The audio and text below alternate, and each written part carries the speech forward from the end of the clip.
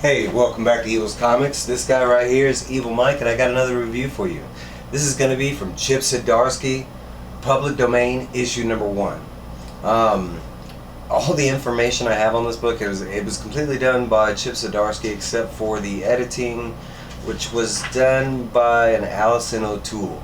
But it looks like he did the art, colors, lettering, all that good stuff. Doesn't surprise me. Chip Zdarsky is a well-talented man, and I was very surprised with this issue.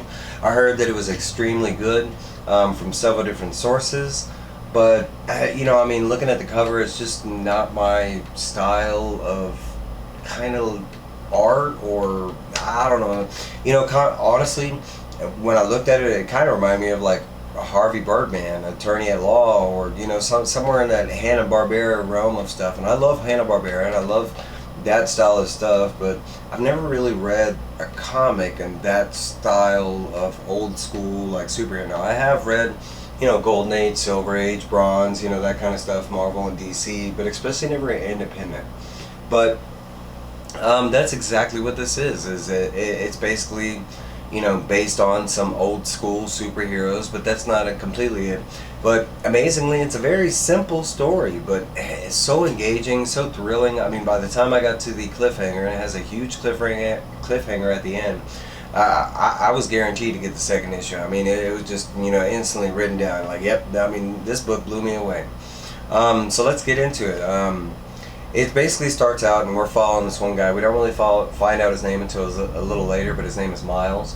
And we find out he is the creator of a very famous comic book character. Let's say like Superman or something like that, but this is a different universe, so it's not Superman.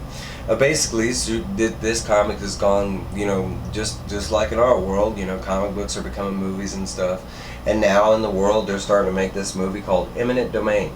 Imminent Domain is based on the Superman-ish character that this guy created, this guy's father, and now it's getting made into a movie, and that's kind of what the book just basically sets you up.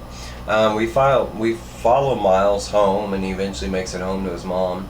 We hear some conversations about a sister and a brother. Brief conversations about a brother saving some people in the middle of Central City and stuff like that.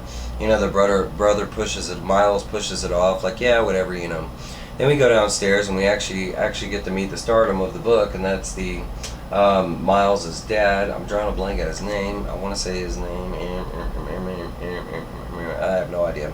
I forget. Bad with names. But we do meet Miles' dad, and he is the creator of Domain, I think, is the original comic name, and now the movie is being called Imminent Domain. But basically, there's a conversation about the movie and stuff like that. That the dad is going to the premiere. The son is kind of amazed that they're even inviting him to the premiere. In the family, nobody else is going with the dad, which is kind of weird. It sets in a weird, especially with me. I was well, the mom's not going, the two brothers and the sister. But basically, it is the dad. There is it breaks off, and we do meet another big player in the book, and this is I do remember his name. It is Jerry. I don't remember his last name, but he is, I guess, the illustrator of the book. Either that or he is the writer. One is the writer and one is the illustrator, and currently this guy owns the rights to Domain. Even though it kind of reminds me of a Jerry Schuster, with the Superman story, or the Bob Kane and Bill Finger story with Batman. One has creative rights, even though it was two guys that both, helped make the comic and create it.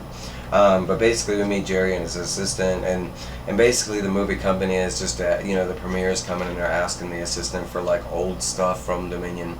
This guy didn't really have it, because evidently we find out that this guy wasn't really a major part of creating it. Somehow he just has the rights to it. But for the most part, it looks like an everyday, most of the panels are just everyday, coffee shop, looking, stuff. No real action or anything like that. We do find out that Miles is a reporter, and he was doing some kind of piece, and he gets taken off that piece, and he gets put on a Dominion piece about the movie. And not indirectly, he's not going to go interview his dad or anything like that, but they do have him interviewing the main actor that plays Dominion, the Superman-ish character. We do see him, huff and puff, and eventually he does make it to the interview, even though he does not care to or want to. He's kind of mad with his editor at the newspaper, or because they know he's associated with Dominion, and evidently he doesn't want to be a part of it or something like that. He doesn't want his fame to come with that. He wants his fame to come from his actions, what he's done, kind of thing. We do run into the actor, and we find out that that the actor doesn't really know anything about the comics or who created it or anything like that. He's just an actor playing the character that's getting paid to do a job, kind of thing. The son does get insulted. I'm not going to tell you over what, but he eventually does get insulted, and he does strike the actor down, leaving him in jail for assault and battery. Eventually, the actor, kind of fortunately, he does not want to press charges. So we finally get to meet the brother. And I think his name is Dave, but the brother Dave goes to bail out Miles, and they kind of get together. They have this little conversation. There's this conversation about and we find out real shortly that the brother Dave is a kind of scam artist, ruffian type of guy. He's got all these schemes and stuff, but he's not really made of anything, kind of thing. And you can kind of see he's in this Hawaiian shirt down here with this big grin and stuff, and he's got this meat truck that he's turned into some kind of tour bus or something like that. And he's got all these crazy ideas, and he's always telling his mom he's doing super significant stuff, like saving children in the middle of Times Square or something like that, which didn't happen. But we do find out that they are even though the brother is not so good of a brother, they do have a good relationship. We do see the dad at the premiere, and it just like the story kind of plays out, no one really pays him any mind up until one point, and it's with Jerry's assistant, the other creator, and they kind of have a conversation, and shortly find out that the assistant is a huge comic book fan, and she's a huge fan of Dominion, and she sees Miles' dad as basically a Stan Lee kind of guy. He's the coolest guy that she could ever come across.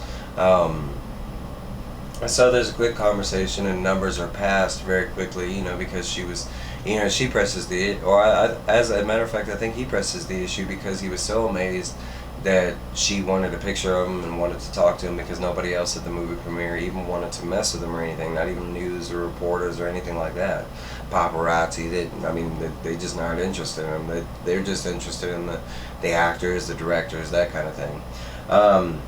But numbers are exchanged, and we do see that they do watch the movie. We do see they do show shots of the movie, and they show that the guy Jerry, he's the guy with all the rights, fell asleep in the movie. We do see that the creator and the assistant that he just met, they watched the whole movie, and we do hear later on, through a phone call, that they do talk about it briefly. Talking about that they really didn't like the movie. The creator thought it was pretty cool that his creation was on the big screen, but as far as it being everything it was supposed to be, he wasn't really, that amazed by it. And neither was the assistant. The assistant says she had trouble, staying up the whole movie. But at the very end, we do get the cliffhanger. We do see that the assistant is in Jerry's office, and she's looking for those old documents that the movie company was asking for. And she does find a box, and incidentally, the boys are at the airport to pick up the dad from the movie premiere, and while they're at the airport, she ends up getting the dad gets a call from the assistant, and basically he is told at the very end of the book that he owns all the rights to Dominion. So that other guy Jerry that thinks he owns all the rights, he doesn't, but that was the end of the first issue, and man, what a great story. There's a bunch that I left out, but basically that's kind of the nutshell. That's the story in a nutshell. But even though it was very simple, it was engaging the whole story. There was no dull or boring parts for me. The art was fantastic. It fits into that, kind of like that Harvey Man, Birdman style, because they do show shots of what Dominion looks like and stuff like that, and it has an old school with a new school kind of feel.